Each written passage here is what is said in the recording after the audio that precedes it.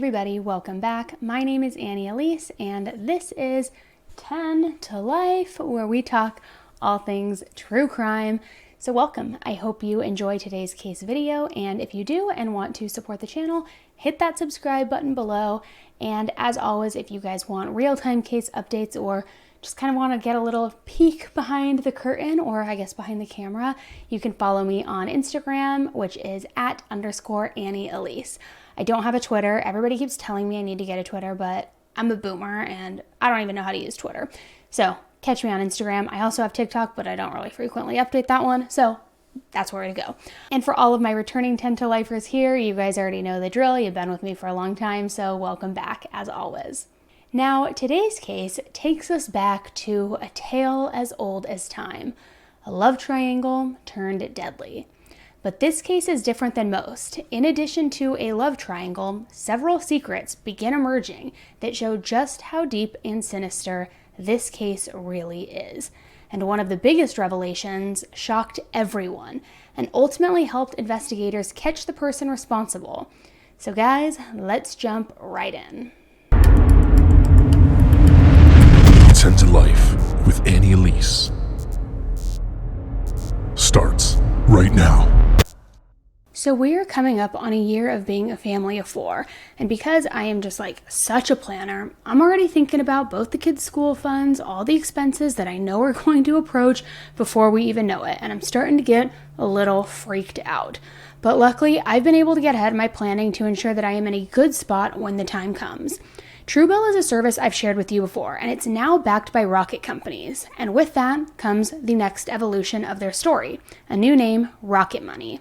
Rocket Money is everything I've loved about Truebill, but with a fresh look and feel. So as I've been preparing to start setting money aside for our kids' future, Rocket Money has helped me set up budgets and lower my monthly bills, which really helps me have extra money to put aside for the kiddos. By simply uploading a photo and tapping a button, Rocket Money can negotiate your bills for you. From internet service bills to cell phone bills and cable bills, you name it, it's amazing. From there, I can set budgets that automatically monitor my spending by category. Plus, you get friendly notifications when you've exceeded a budget that you've set, so you can better stay on track. And one of the features I just started using is setting up a smart savings account. You get to choose the amount and the frequency, and Rocket Money will automatically deposit savings into a smart savings account on the platform.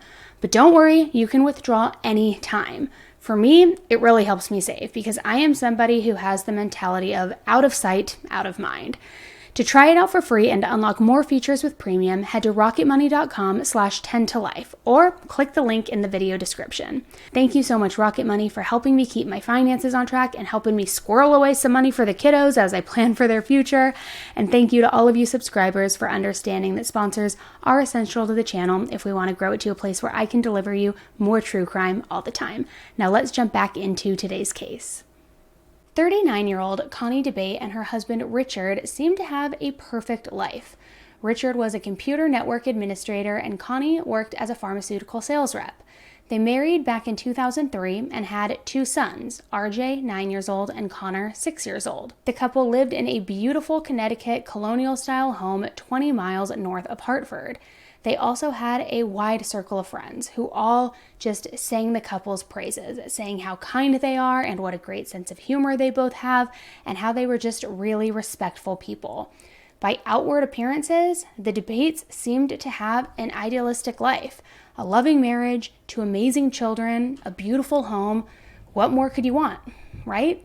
Well, that loving and aspirational life came to a screeching halt one very cold December morning just 2 days before Christmas in 2015. On the morning of December 23rd, 2015, police responded to a silent alarm in the upscale neighborhood of Ellington, Connecticut. When police arrived on the scene, it was the home belonging to Connie and Richard DeBate. They approached the house, and once inside, they discovered Richard with one arm and one leg zip-tied to a folding chair in the kitchen laying on the floor. Richard told police a chilling story of a truly suburban nightmare. He said that there was a masked, camouflage-dressed intruder who broke into that house and was asking them for their credit cards and PIN numbers. He went on to detail that he and the intruder struggled for quite a bit, but ultimately the intruder overpowered him and subdued him by zip tying him to the chair and then stabbing him with a box cutter several times in the legs. Once he was tied up and repeatedly stabbed with the box cutter, Richard says that the 6-foot, 2-inch tall intruder, who he described as sounding a lot like Vin Diesel, chased his wife Connie into the basement of the home. It was there that Richard said the intruder shot Connie in the stomach and twice in the back of the head with a Magnum gun. While tied down, Richard said he managed to grab a blowtorch and burned the intruder's face, who then fled the scene. He then freed himself, pressed a panic button linked to the couple's home alarm, and called 911. The police began a frantic search for the gunman in the neighborhood, even bringing in canine units to track his scent. Unfortunately, the dogs were unable to locate the intruder's scent. However, they did follow somebody's scent. Instead of following the suspected intruder's scent, the dogs followed Richard. They followed his scent to the ambulance, where he was receiving medical treatment for what they described as being superficial wounds. Police quickly were learning that Richard's story and his version of events was just not making much sense, and they knew that they needed to investigate this further and get to the bottom of it. As police investigated the case, they discovered that Richard was living a secret life that his wife may have known nothing about. Richard had been having an affair with a woman that he knew since childhood. The two first met in junior high school and began a physical relationship in May of 2015, just 7 months prior to Connie's murder. And even more than an affair, Richard's mistress quickly became pregnant during their hidden romance, and she wanted him to leave his wife Connie. When police interviewed Richard about this discovery, he didn't try to hide it. During his interview with detectives, Richard admitted to the extramarital affair, but seemed vague about many of the details. He also described the pregnancy as both planned and unplanned at different times during the interview. At one point, he even told police that his mistress, Sarah, was carrying the child for him and Connie as a surrogate. He later, though, admitted to police that he had reconnected with this old high school flame before Connie's death, and that their romance led to that pregnancy. He then said something very odd in the interview. He said, "This situation popped up like a freaking soap opera." Okay, I'm sorry, Richard. I don't know that it popped up like a soap opera. I think it's more about like your you-know-what popped up for your high school flame, and that's why you're in this situation. It was learned that in an effort for Richard to cover his tracks when he was with his mistress, he would tell his wife lies about working late and playing cards with his friends. And conversely, with his mistress Sarah, he insisted that he was about to file for divorce from Connie. And apparently Richard's buddies knew about Sarah and knew that she was pregnant as well. But they only knew part of the story, because Richard had told his buddies that he had gotten Sarah pregnant during a one-night stand, not an ongoing affair. Now, while Richard having an affair is deceitful, tacky, and just downright cruel, it doesn't necessarily mean Richard is guilty of Connie's murder. So the police needed to continue to investigate to determine if Richard was just a cheating slimeball or if he was a murdering, cheating slimeball. And by the looks of it, although Richard was cheating, he and Connie appeared to still have a very happy marriage. Just weeks before the murder, there were text messages exchanged between Connie and her husband that were very sexual in nature. And one message back in November 2015, a month before the murder, read, "I'm ready for you, big boy." I mean, gross. Yet, as those were happening, in text messages with his mistress, he was telling her that he and his wife were on the same page for a divorce. So, definitely trying to have his cake and eat it too and play both sides of it. Detectives learned that shortly before Connie was killed, she and Richard spent a romantic weekend together in Vermont.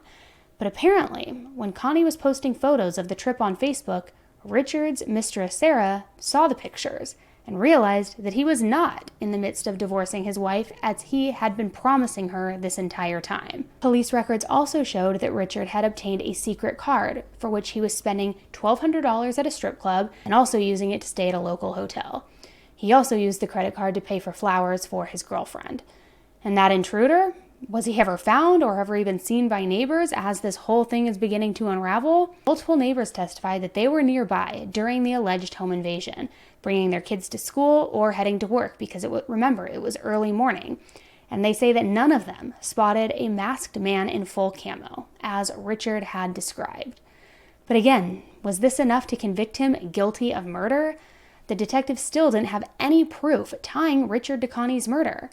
But it wasn't long until Richard's seemingly airtight alibi unraveled before his very eyes, all thanks to data from Connie's FitBit that undercut his entire story. I mean, when are these people going to learn that tech is going to catch you every single time? Every time, guys, every time. Police said that evidence and information from Connie's FitBit contradicted Richard's story and his timeline of events.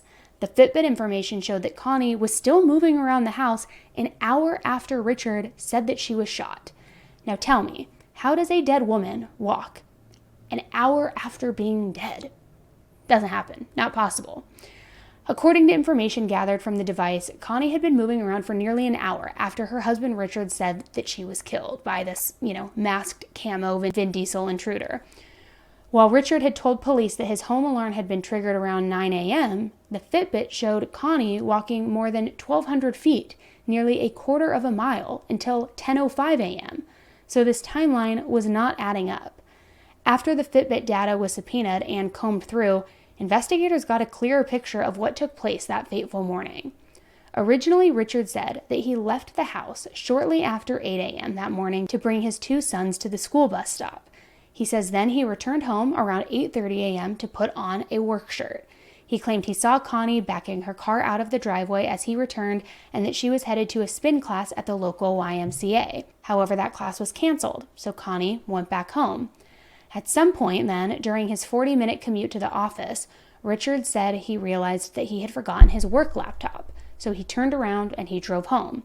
When he arrived home between 8:45 and 9 a.m., Richard claimed that he heard a noise upstairs, which he just assumed was the cat.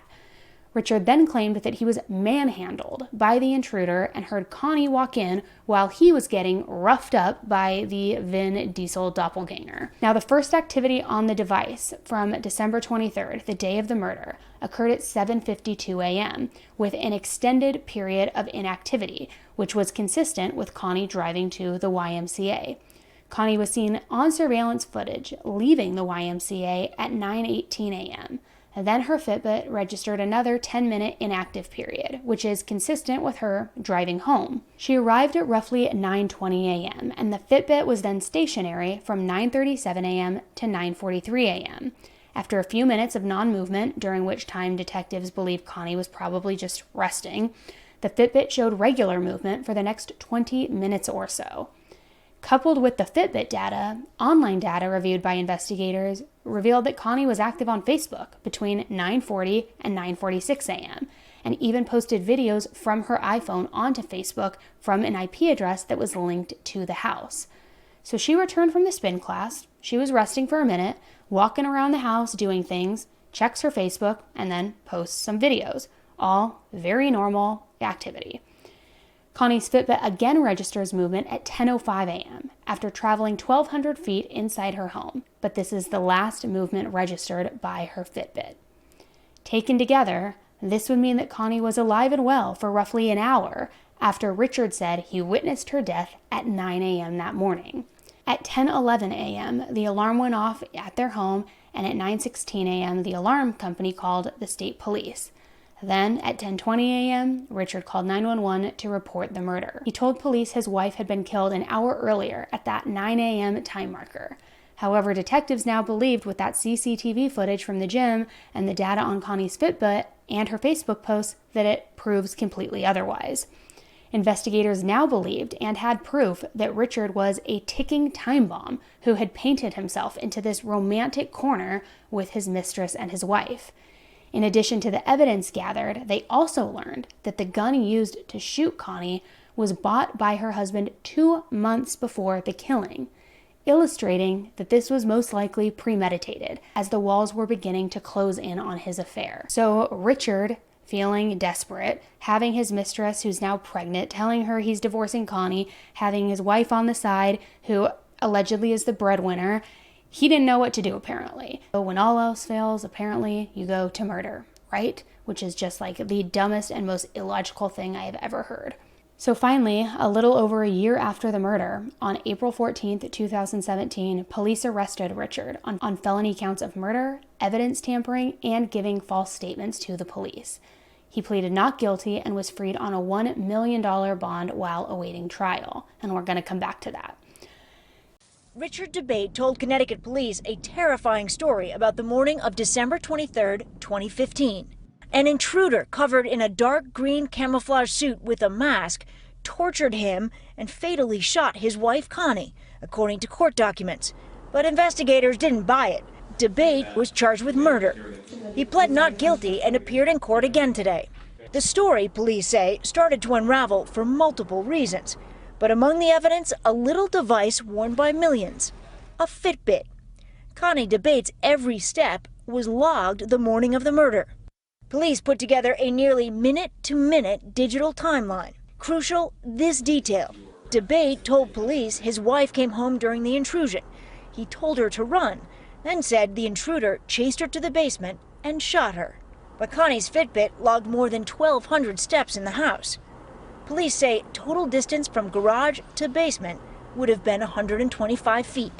So, like I said before, why not just divorce? Surely it must be a better option than going to prison for the rest of your life and being a murderer. I will never understand why people think murder is the only way out. Whether they are worried about finances, getting caught, it's like, would you rather be in prison or would you rather go through the short-term agony, not short-term, but like shorter term than life in prison, of a divorce?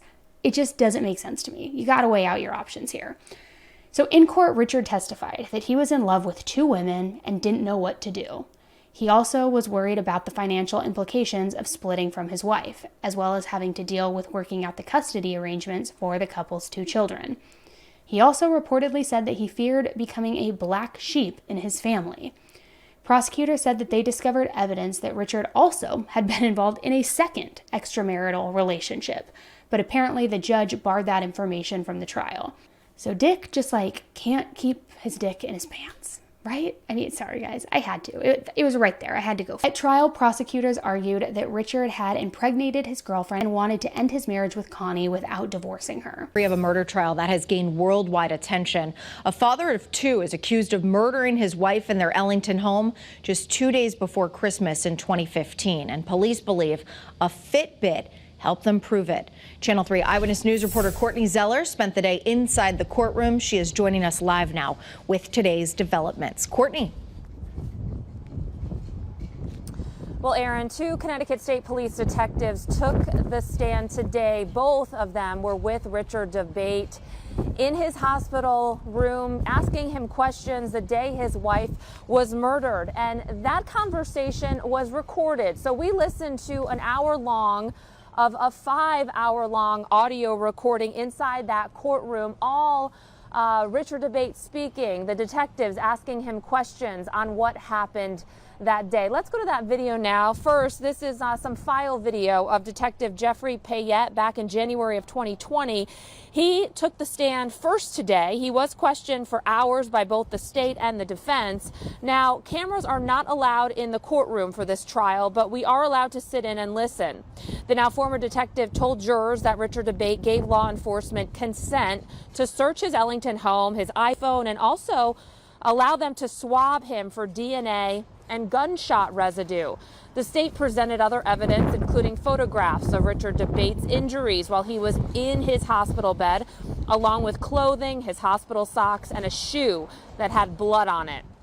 The defense argued that Richard DeBate spoke freely with detectives for hours and volunteered to talk with them. Detectives again recorded that conversation.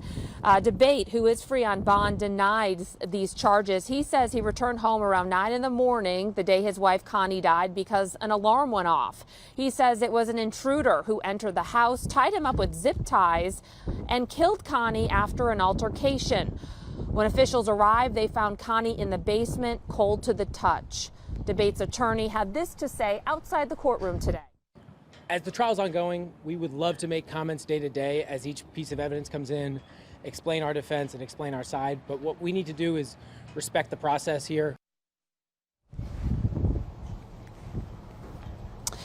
And in that audio recording, DeBate mentioned they have 2 guns inside the home. And when his wife returned home that morning, he did yell for her to leave the house because he says the intruder was inside. He says he believes she grabbed the gun, the intruder grabbed it from her, and that intruder shot her. Now, that FitBit that we've been talking about, that hasn't been mentioned in court just yet, but I'm sure it will be brought up. Tomorrow, though, the jury is expected to listen to the rest of that 4-hour recording.